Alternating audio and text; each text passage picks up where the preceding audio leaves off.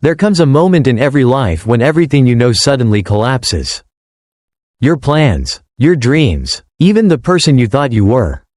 It feels like the end. But sometimes, that's exactly where the real journey begins. Because when life strips everything away, it leaves you with one question. Who are you without the things you've lost? This is the story of a man who went searching for that answer. And what he found, on a quiet desert road, changed everything. Before we begin, don't forget to subscribe and support the channel. Your encouragement gives me the strength to create more stories like this one. The first thing Ethan noticed that morning wasn't the sunlight, it was the silence. The kind of silence that only happens after something breaks. His apartment used to be full of noise. Emails pinging, phone buzzing, coffee machine hissing, his wife humming off key in the kitchen. Now there was nothing, just the hollow tick of the wall clock. Counting the seconds of a life that no longer made sense.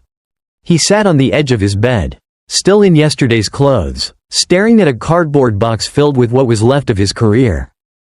A photo frame, a cracked coffee mug with the company logo, a few files that didn't matter anymore. Yesterday, he was Ethan Cole, marketing director at Vega & Steel, a Manhattan ad agency. Today, he was Ethan Cole, unemployed, recently divorced, 39, and completely lost. The layoff call had come 3 days ago. The divorce papers arrived the next morning. 2 storms, one after another, and now he was standing in the wreckage. He looked around the apartment, half-empty shelves, boxes stacked by the door. His ex-wife, Mia, had taken her things weeks ago. The last thing she said before leaving was, "You're here, but you're not really here anymore." She was right. He'd been chasing promotions, clients, numbers. He forgot the small things, the laughter, the dinners, the quiet moments that build a life. Now all that remained was an echo of who he used to be.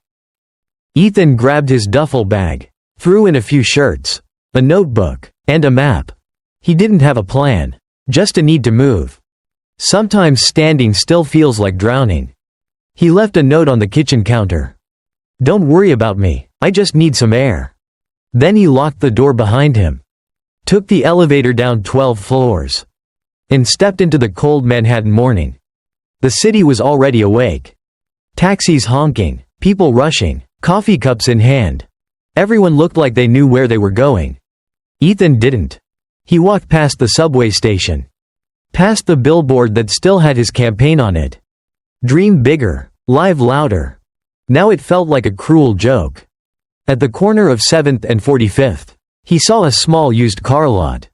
There it was, a beaten-up blue Ford truck with a for sale sign.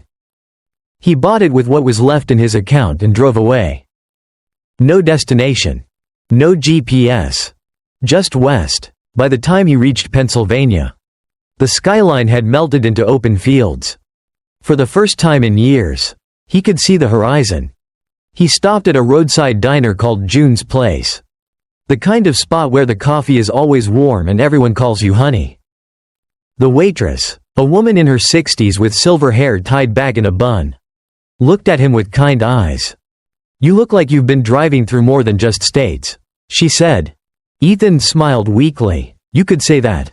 She poured his coffee. "Well, whatever you're running from, the pancakes here help." He laughed for the first time in days. When he finished eating, she handed him the check with a small note written on it.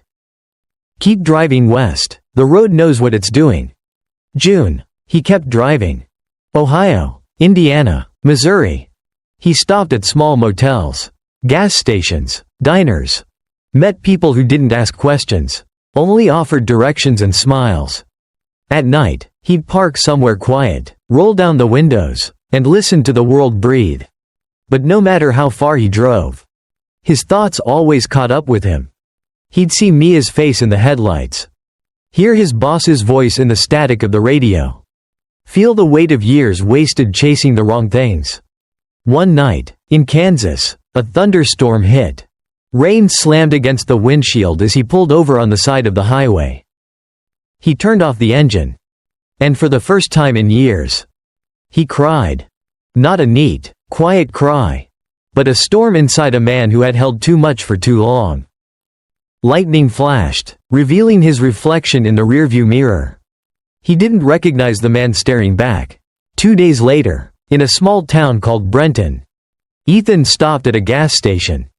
An old man in a baseball cap was sitting outside, playing a harmonica. He looked up and said, "You heading west, son?" Ethan nodded. "Yeah, I guess." "Good direction," the man said. "That's where the sun goes." They both laughed quietly. After a pause, the old man added, "You know, people drive west for 2 reasons. To chase something. Or to leave something behind. Which one are you?" Ethan didn't answer. The man smiled. As if he already knew. "Doesn't matter. Either way, you'll find what you're meant to." Before Ethan left, the old man handed him a small wooden coin, carved with a single word. Faith. By the time Ethan reached New Mexico, the landscape had changed completely. Red rocks, endless sky, and silence so deep it felt sacred. He parked near a desert town called Ember Falls, population 480. It wasn't on most maps.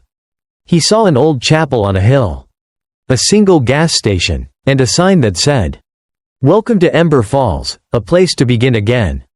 Something about the words made him stop. He rented a small room above the local general store. The owner, a widow named Clara, gave him a key and said, "Don't mind the creaks, this building's old but honest." For the first time in months, Ethan slept without nightmares. In the mornings, he'd sit outside, watching the desert sunrise. Clara would bring him coffee and tell stories about the people who came and never left. Artists, wanderers, lost souls who found peace here. One morning, she said, "You know, sometimes life breaks you on purpose. So you can see what's inside." Ethan looked at her, puzzled. "What do you mean?" She smiled. "Porcelain only becomes stronger after it's been fired in the kiln. Same with people." Those words stayed with him. That night, he opened his notebook for the first time since leaving New York. He wrote, "Maybe I'm not lost. Maybe I'm just being remade." Weeks passed. Ethan started helping around the store, fixing shelves, repainting walls. He talked to travelers passing through, listening to their stories. One afternoon, a letter arrived from June, the diner waitress from Pennsylvania. Inside was a photo of her cafe and a single line. "Sometimes we meet people not to stay, but to remind them that roads can lead home." Ethan smiled. He looked around Ember Falls. And for the first time, it did feel a little like home. One evening, while watching the sunset, he realized something. His entire life, he had been creating ads to sell other people's dreams. Maybe it was time to help people find their own. That thought became a spark. He didn't know it yet. But that spark would turn into a fire. One that would light the way not just for him, but for many others. And it would all begin here. In this quiet town called Ember Falls. When Ethan woke the next morning, sunlight was spilling through the dusty curtains of his small rented room. Outside, the desert stretched out endlessly, glowing orange under the dawn. It was quiet, the kind of quiet that felt alive. For the first time in years, he didn't have anywhere to be. No meetings, no deadlines, no one waiting for him. It was strange at first, uncomfortable.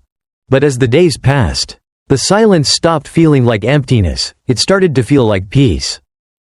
Every morning, Clara would hand him a mug of black coffee and say the same thing. "Another chance, Ethan, don't waste it." He never asked her what she meant. He didn't have to. Ember Falls sat at a crossroads, 2 highways that met, then vanished into the horizon. Because of that, travelers passed through all the time. Some stayed a day. Some stayed forever. Ethan started noticing something. Everyone who came here was carrying a story. And everyone was looking for something, even if they didn't know what. There was Tom, the ex-firefighter who'd lost his team in an explosion and now painted sunsets for therapy. There was Riley, a 20-year-old girl traveling across America with nothing but a backpack and a camera. And there was Hector, an old truck driver who'd retired here because, as he put it, "I spent 40 years moving freight. I figured it's time to see what I was hauling it all for." They met each evening behind the general store, sitting on overturned crates, watching the sky turn gold and violet. Nobody judged anybody there. They just shared coffee, stories, and silence. One evening, Tom asked Ethan, "You ever build anything with your hands?" Ethan shook his head. "Not really. I built campaigns, presentations, words, mostly." Tom chuckled. "Words are fine, but sometimes your hands need to remember they're alive." The next morning, Tom handed Ethan a box of wood and tools. "We're building benches for the chapel," he said. Ethan didn't know how to saw or sand, but Tom was patient. As they worked, the smell of sawdust filled the air. Ethan's hands ached, but in a good way, the kind of pain that reminded him he still existed. At one point, Tom said quietly, "When I lost my crew, I thought my life was over. But then I realized, I can't bring them back. What I can do is build something sturdy enough for others to rest on." He patted the bench they were making. "This won't save the world, but it'll hold someone who needs to breathe. That's enough." Ethan never forgot that. Riley, the young traveler, fascinated Ethan. She was fearless, or at least, she looked that way. She'd wake before sunrise, hike into the desert, and come back with photographs that felt like poetry. One evening, they sat on the hood of Ethan's truck, watching the stars. Riley asked, "Why'd you come out here?" He hesitated, "Because everything I built fell apart." Riley nodded. "So you came to build something new?" He sighed. "Maybe. Or maybe I came to see if I could still feel anything." Riley smiled softly. "My mom used to say, the heart's not broken when it hurts. It's broken when it stops hurting." Ethan turned to her. "How old are you again?" 20, she said, "but my heart's about 90. They both laughed. Later that week, Riley showed him her photo collection. One picture caught his eye, a cracked desert road leading into a storm, with sunlight breaking through the clouds in the distance. "What's this called?" he asked. She said, "The Way Home." Ethan looked at it for a long time. It was the same road he'd been driving for weeks. But through her lens, it looked beautiful, full of meaning. Maybe it wasn't the road that had changed. Maybe it was him. One afternoon, a delivery truck brought a small brown envelope with Ethan's name on it. No return address. Inside was an old photo of him and Mia, smiling at the beach, and a single note written in her handwriting. "I hope you find what you were always looking for." He stared at it for a long time. There was no anger left, just sadness and gratitude. That night, he sat outside the chapel, the same one he'd helped rebuild with Tom. The wind was soft, the stars bright. He whispered, "I think I finally know what I was looking for. Mia, it wasn't success. It was peace. And for the first time." He meant it. A few days later, a sandstorm hit Ember Falls. Winds howled, dust filled the sky. Everyone rushed to secure their homes. Ethan ran to help Clara at the store. Windows rattled, signs fell, and debris flew like knives. For hours, they worked side by side, boarding windows, tying ropes. By the time it ended, the whole town was covered in orange dust. When the storm passed, the silence that followed was absolute. Ethan walked outside and saw the chapel's roof partly collapsed. Tom stood there, holding his paintbrushes, covered in dust but smiling. He said, "It'll take more than a storm to break something built with purpose." Something about that line sank deep into Ethan's chest. Weeks later, a group of local kids began visiting the chapel. Their laughter filled the air again. Ethan started reading them stories every Sunday afternoon. He made up tales about lost travelers finding treasure in unexpected places. And they listened with wide eyes, like each word mattered. One of the girls, maybe 8 years old, asked, "Mr. Ethan, were you ever lost?" He smiled. "Yeah, for a long time." She tilted her head. "Then how did you find your way?" Ethan thought for a moment and said, "By helping others find theirs." The girl grinned, like that answer made perfect sense. Summer arrived, painting the desert with warm gold. One night, Tom, Riley, Hector, and Ethan sat on the porch watching fireflies. Hector raised his glass. to being lost, and finding better roads. Everyone laughed and clinked bottles. Ethan said, "You know what's crazy? A year ago, I thought my life was over. Now, I think it was just beginning." Riley smiled. "That's how it works.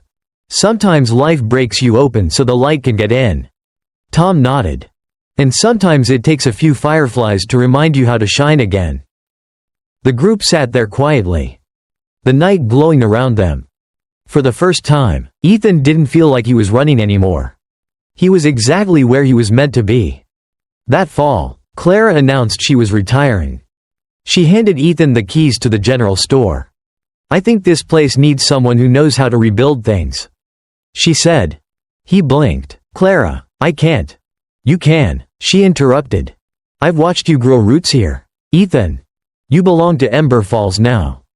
That night, Ethan stood outside the store under the stars. He looked at the keys in his hand. "Heavy, simple, real," he whispered. Maybe this was the plan all along. One Sunday, a stranger stopped by. A man in a suit, traveling from Los Angeles. He bought a bottle of water, looked around, and said, "This town, it feels peaceful." Ethan smiled. "Yeah, it's not on most maps, but it finds who it needs to." The man nodded thoughtfully. "Maybe that's why I'm here." When he left, Ethan watched his car disappear into the horizon. Then he went inside, picked up his notebook, and began to write. Not for work, not for anyone. Just for himself. The first words were simple. Some roads don't take you where you planned. They take you where you belong. Months later, tourists passing through would sometimes stop at the general store and ask, "Who's the guy who runs this place?" And the locals would say, "Oh, that's Ethan. Used to be a big shot ad guy from New York. Now he's the heart of Ember Falls." He never corrected them. He'd just smile and pour another cup of coffee for whoever needed it. Because sometimes, being the heart of a small town is a bigger success than being the head of a company. Autumn crept gently across Ember Falls. The red dust softened into gold. The air cooled, and the evenings carried the smell of wood smoke. Ethan kept the general store running, opening each morning at sunrise, sweeping the porch, feeding the stray cat that had decided to move in. Life had become rhythm, calm, steady, almost holy in its simplicity. But inside, he still carried a question that refused to rest. What am I supposed to do with this second chance? He wasn't lost anymore. But he wasn't sure he'd been found either. One night, while closing the register, he found the wooden coin the old truck driver had given him months ago. The one carved with the word faith. He rubbed its edges, worn smooth from time, and whispered, "All right, show me what I'm supposed to learn next." The answer came a week later. A woman walked into the store wearing a denim jacket dusted with desert sand. She looked mid-30s, brown hair tied back, carrying a sketchbook under her arm. Her eyes were tired, but kind. "Hi," she said, setting a jar of honey on the counter. "Do you sell postcards?" "Right next to the coffee grinder," Ethan replied. "Tourist or traveler?" She smiled. "Artist. I paint the places people forget." Her name was Lila. She'd been traveling across the Southwest painting abandoned motels and ghost towns. Memories of places still trying to be remembered. She said. Ethan liked that line. Over the next few days, Lila kept stopping by, for supplies, for conversation, for the quiet. Sometimes she'd sit outside sketching while he restocked shelves. It didn't take long for their silences to turn comfortable. One evening, Lila invited him to see her work. Her little RV was parked near the edge of town, its inside walls covered with canvases.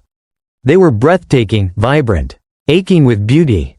But in the corner stood one painting turned backward. Ethan asked, "What's that one?" She hesitated. "That's the one I can't finish." He waited. "It's the house I grew up in," she said softly. "Burned down when I was 17. I keep painting it, hoping it'll feel like closure. But it never does." Ethan studied the half-visible edge of the canvas, streaks of gray and ash. He said quietly, "Maybe closure isn't finishing the painting. Maybe it's knowing you don't have to." Lila looked at him for a long moment, then smiled. "You sound like someone who's been broken." He nodded. "Once or twice." They both laughed. That night, Ethan dreamt of New York, of the office lights, the noise, the life he'd buried. When he woke, he realized he still hadn't forgiven himself. He'd forgiven Mia, forgiven the company, forgiven the storm that threw him here. But not himself. He walked out to the desert as the sun rose, the world glowing red and orange. The stillness felt like a teacher. He whispered into the wind, "I forgive you. For wasting years. For running away. For not being who you thought you had to be." The desert didn't answer. It didn't have to. It just held his words until they stopped trembling. When he walked back to town, his chest felt lighter. Every November, Ember Falls held a tiny festival called the Night of Lanterns. Locals and travelers lit paper lanterns and sent them drifting into the sky to honor the people they'd lost and the dreams they were still chasing. Ethan helped organize it that year. He hung lights along Main Street and played old jazz records from the store's speakers. When darkness came, hundreds of glowing lanterns floated upward, soft, golden constellations rising from the desert floor. Lila stood beside him. "Who are you lighting yours for?" she asked. Ethan thought for a moment. "For the man I used to be." She smiled. "Then I'll light mine for the girl who thought she had to be perfect." Their lanterns rose together, twisting in the wind until they vanished among the stars. That was the night Ethan realized forgiveness isn't always about others. Sometimes it's about releasing the person you no longer need to be. A week later, a stranger came through town, a middle-aged man in a suit, driving a rental car. He introduced himself as Nathan Hayes, a journalist writing about small towns that refuse to die. He spent hours interviewing locals, taking notes, and finally sat down with Ethan. "What's the secret here?" Nathan asked. "Most towns this small fade away. But Ember Falls feels alive." Ethan poured him coffee. "Maybe because everyone who ends up here came broken. And somehow, when broken things come together, they make something stronger." Nathan smiled. "That's a hell of a quote." 2 months later, an article appeared online titled, "The Town That Teaches You to Begin Again," by Nathan Hayes. Photos of the chapel, the store, the Lantern Festival, and Ethan standing in front of it all, smiling. The article went viral. Travelers began arriving every week. Artists, teachers, soldiers, widows, dreamers. People searching for what Ethan had found, peace. Or at least, the road toward it. Ember Falls transformed. Clara's old store became a cafe and gallery. Tom sold his paintings. Riley, the young photographer, returned from her travels and helped teach art classes for the kids. And Ethan, without meaning to, became the quiet leader everyone looked to. He organized volunteers, repaired homes, planted trees. People began calling him Mr. Cole with respect, not formality. One afternoon, a man stopped by, middle-aged, tired, holding a brochure for corporate wellness retreats. He looked around and said, "I heard this place changes people. Is that true?" Ethan smiled. "It doesn't change you, it just reminds you who you were before the noise." Months later, Ethan stood in front of the chapel mirror, the same one they'd restored long ago. He barely recognized himself, sun-tanned, calm, eyes alive. He thought of New York again, the suits, the glass towers, the endless chase. Then he looked outside, where kids were laughing, music played, and Lila was painting the mountains bathed in light. He realized something profound. "I didn't lose my life. I just traded it for a truer one." He whispered to his reflection, "Thank you for breaking, so I could start again." One evening, Lila told him she was leaving, her project complete. New exhibitions waiting in Santa Fe. Ethan tried to smile. "That's good, you deserve it." She hesitated. "You could come." He shook his head. "This town needs someone to keep the lights on." She looked at him for a long moment, then hugged him. "You're a good man, Ethan Cole. Don't forget you're allowed to dream too." After she left, the store felt quiet again, but not lonely. He understood something. Love doesn't always mean staying. Sometimes it means giving someone the courage to go. Winter came, soft and clear. Ethan began a program called the Ember Project, teaching travelers how to rebuild small towns through art, service, and community. He wanted to turn the lessons of Ember Falls into a gift the world could share. Each week, new people arrived, people who had lost jobs, families, faith. And each time, Ethan told them the same thing. You don't need to know where you're going. You just need to believe there's a reason you're still walking. He told them about the storm, about the chapel, about Lila's unfinished painting. And as he spoke, he realized he wasn't teaching, he was remembering. On New Year's Eve, the townspeople gathered again on the hill. They built a bonfire, roasted corn, and played music under the stars. At midnight, Ethan stepped forward to speak. He wasn't used to speeches, but the words came easily. A year ago, I thought my life was over. But it turns out, it was only changing shape. Sometimes we think we're falling apart, when really, we're falling into place. Every person here has been broken. But together, we built something whole. So tonight, let's stop asking what we lost. And start asking what we found because of it. The crowd cheered softly, not loudly, the kind of applause that feels like gratitude. Lila's old painting, the unfinished one, hung in the chapel behind them. She had mailed it back with a note. I didn't finish it, the fire is still there. But now, there's light coming through the smoke. Ethan looked at it and whispered. That's what we all are, light through the smoke. Winter in Ember Falls felt like a held breath. The desert slept under thin frost, and the sky hung low and pale. Ethan rose each morning before dawn, brewed coffee, and watched light spill slowly across the mesas.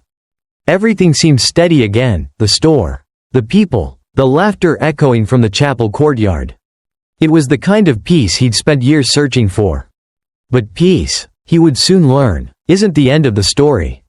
It's the pause before life asks if you really mean it. It happened on a Thursday afternoon. The postman brought a single envelope, return address, New York City Hospital. Inside was a letter from Mia's sister. Mia had been in a car accident. She was alive but badly injured, and she'd asked for him. Ethan sat behind the counter, the letter trembling in his hands. He hadn't spoken to Mia in 2 years. He thought that chapter was closed. Clara found him staring at the paper. You okay, hun? He handed it to her silently. She read it, then placed a gentle hand on his shoulder. Maybe this is your storm. 2 days later he was driving east again, the same direction he'd once escaped. The skyline rose out of the gray like a memory he wasn't ready to face. The city felt louder than he remembered, horns, voices, sirens, all pressing in at once. He walked through automatic doors that smelled of antiseptic and fear. Mia was lying in a hospital bed, pale but conscious. Her eyes widened when she saw him. Ethan, she whispered. He pulled a chair beside her. Hey. They sat in silence until she said, I didn't know who else to call. You did the right thing. Her hand trembled in his. I'm scared. The doctors said I might not walk the same again. He squeezed gently. Then we'll learn how to walk differently. For the next week, he stayed in New York, sleeping on the hospital couch, bringing her coffee, helping her relearn laughter. It felt strange and familiar all at once. One evening, while she slept, he walked the city streets alone. He passed his old office building, the lights still burned on the 14th floor where his team once met deadlines that no longer mattered. Through the glass he could almost see his younger self, sharp suit. Empty eyes. He whispered to that ghost. You did your best, but it's okay to rest now. Then he turned away. A week later, Mia's condition worsened. An infection. High fever. Machines beeping in rhythm with his heartbeat. Ethan hadn't prayed in years, but that night he knelt by her bed. Please, he said to whatever listened, don't take her yet. Not before I tell her I forgive her. Not before she forgives me. He stayed there till dawn. When the sun rose through the blinds, she was still breathing, weak but steady. He exhaled for the first time in hours. Days later, Mia woke stronger. They talked for hours, not about the accident, but about the years between them. I was angry for a long time, she admitted. I blamed you for choosing work over us. But truth is, I did the same." Ethan smiled sadly. "We both forgot to live while we were busy surviving." She reached for his hand. "You found peace, didn't you, out there?" He nodded. "In a place called Ember Falls." Her lips curved faintly. "Sounds like something you'd make up." He laughed. "Maybe, but it's real. You'd like it." They both knew this was goodbye, not bitter, but complete. The night before he left, heavy rain slammed the city. He stood at Mia's window watching taxis blur through puddles of neon. She was asleep again, breathing softly. He realized the storm wasn't outside. It was inside him, a swirl of grief, gratitude, and love that would never fit neatly into words. He wrote a note and left it by her bed. "Thank you for teaching me how to love again, by letting go." Then he drove through the downpour toward the open highway. For 1,500 miles the rain followed him, across Pennsylvania, through Missouri, until the clouds finally broke near New Mexico. He pulled over at sunrise. The desert stretched before him, glowing like fire reborn from ash.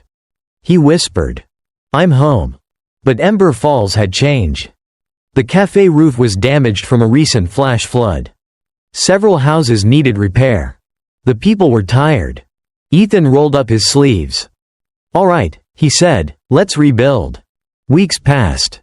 He organized crews, patched roofs, and raised funds online. Donations poured in from strangers who'd read the article months earlier.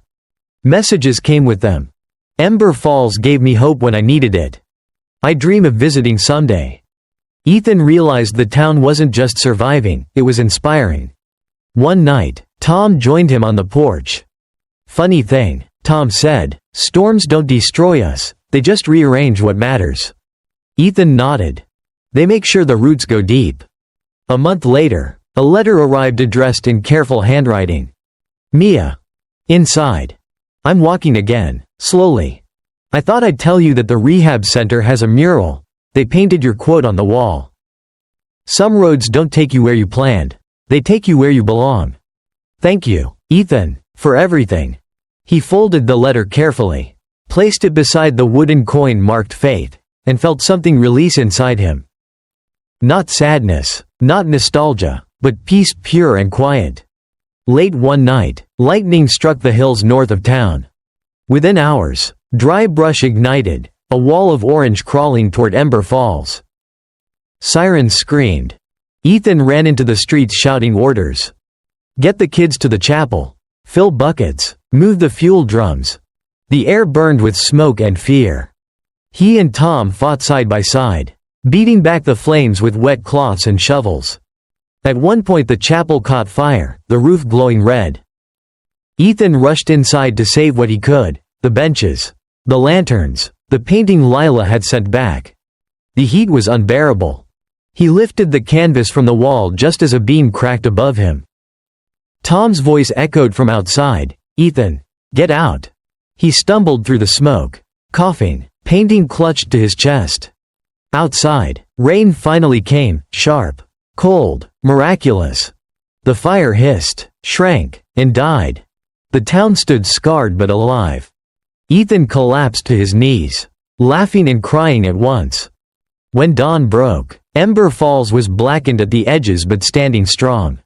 No one had died. No home was beyond repair. Ethan hung the singed painting in the store window. The colors were darker now, edges burned, but somehow more powerful. Light still poured through the smoke. He wrote beneath it on a scrap of wood, "We survived the fire." That evening, the townspeople gathered around the chapel ruins.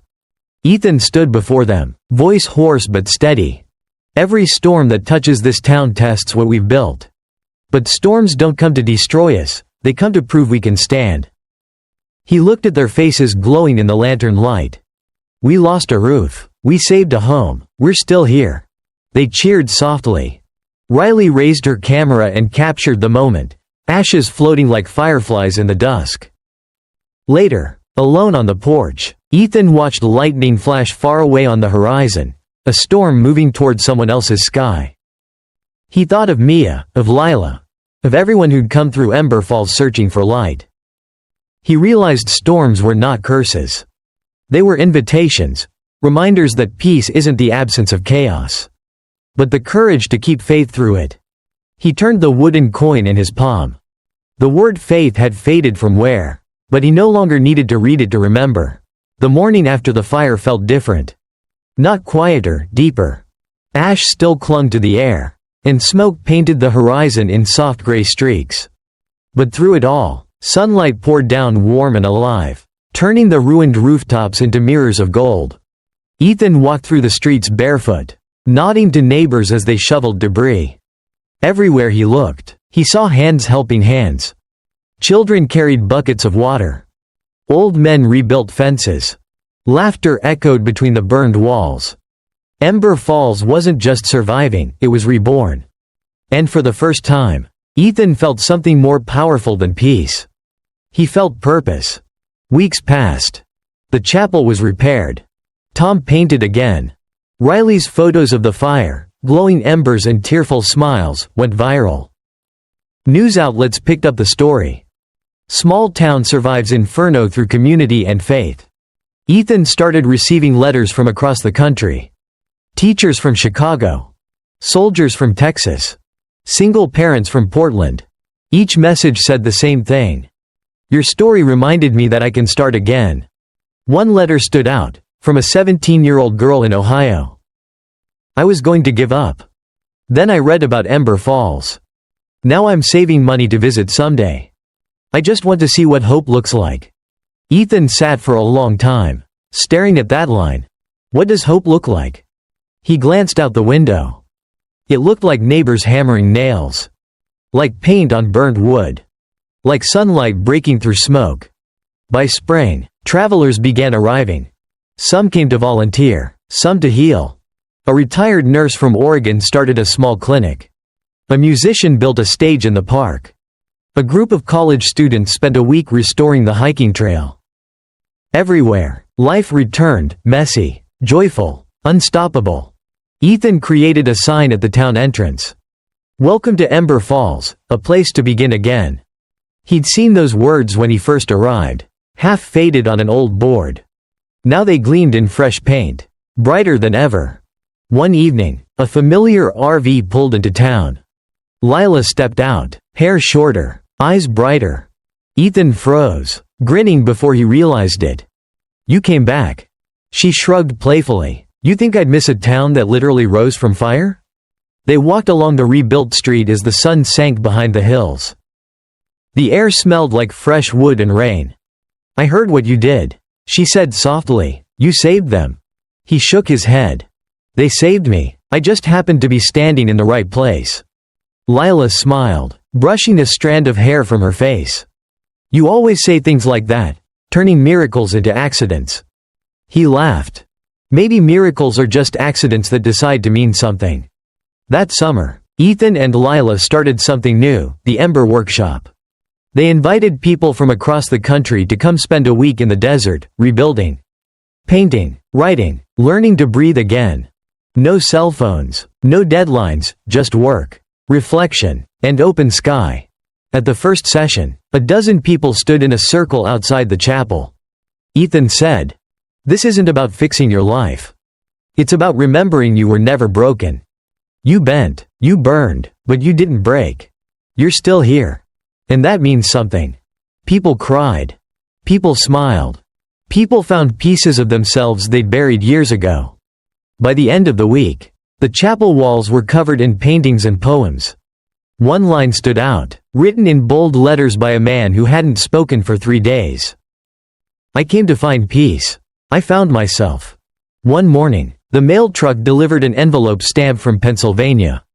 Inside was a handwritten letter and a photo of a diner sign, June's Place. Ethan. The road found you, didn't it? I knew it would. You remind me of the travelers who come here, lost at first. But brighter when they leave. Keep the coffee warm for whoever needs it next. June. He smiled, folded the letter, and placed it next to the wooden coin marked Faith. Everything had started with her words, keep driving west. Now, the road had come full circle. That fall, Ethan drove east for the first time in a long while. Not to escape, but to return. He visited the diner in Pennsylvania. June was older, slower, but her smile was the same. "You made it, didn't you?" she said. He nodded. "And I brought a little of Ember Falls with me." They talked for hours about roads, storms, and the strange ways people find each other. When he left, she hugged him tight and whispered, "You're the road now, Ethan. The one that helps others find home." Months later, Ethan stood in front of a small university audience. He'd been invited to give a talk titled, "Rebuilding from the Ashes." As he looked at the students, he remembered the man who once froze during presentations, afraid of saying the wrong thing. Now his voice was steady. "When I lost everything, I thought life was punishing me. But looking back, I see, life was giving me back my heart. Sometimes the world doesn't end when it breaks. Sometimes it begins. If you ever find yourself in ashes, don't just rebuild what burned. Build something truer." When he finished, no one clapped at first. Then, slowly, people stood. Not for the speech, for the truth they saw in his eyes. That summer, Ethan returned home. Ember Falls glowed with life, music drifting from the cafe, children chasing fireflies near the creek. Riley's photo exhibition opened in the chapel. Tom's paintings sold out online. Lila's murals brightened every wall. Ethan sat on the porch, watching lanterns float into the dusk. He whispered, "This is what hope looks like."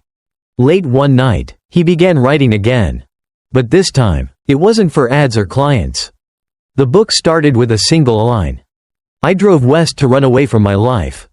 I found it waiting for me in a town called Ember Falls." He wrote about June, about Tom, Riley, Lila, Mia, about the storm, the fire, the rebuilding. He titled it, "The Road to Ember Falls." Months later, it was published quietly. He didn't expect much, but it spread. Book clubs, podcasts, churches, schools, people everywhere began sharing the story. Letters flooded in again. "This book saved me. I finally understand forgiveness. I'm driving west tomorrow." Ethan realized he'd become what he needed most years ago, a reminder that broken people still build beautiful things. Years later, when Ethan grew old, he often sat by the window of the same store he'd once managed. The sign outside still read, "A place to begin again." New faces came and went, dreamers, artists, wanderers. And whenever someone asked, "How did you end up here?" he'd smile and say, "The road brought me, just like it will bring you." On his 72nd birthday, Ethan walked up the hill at dawn, the one overlooking all of Ember Falls. The town shimmered in the sunrise, roofs glowing, smoke curling from chimneys, laughter already rising with the light.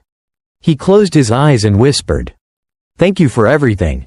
For every storm, every fire, every road." A breeze passed through the desert grass, gentle, almost like an answer. And as the sun climbed higher, the man who had once been lost finally smiled. Because he knew he had made it home. A few years later, travelers still arrived in Ember Falls. They'd find the cafe, the chapel, and a shelf filled with books near the counter. At the top sat a note in Ethan's handwriting. "To whoever's reading this, I don't know what brought you here. But I know you're exactly where you need to be. Keep driving west. The road knows what it's doing." The Road to Ember Falls, a story about loss, faith, and coming home. If this story moved you, please subscribe and support the channel. Your support gives me the motivation to keep creating more stories like this one. Stories about hope, second chances, and finding light after the storm.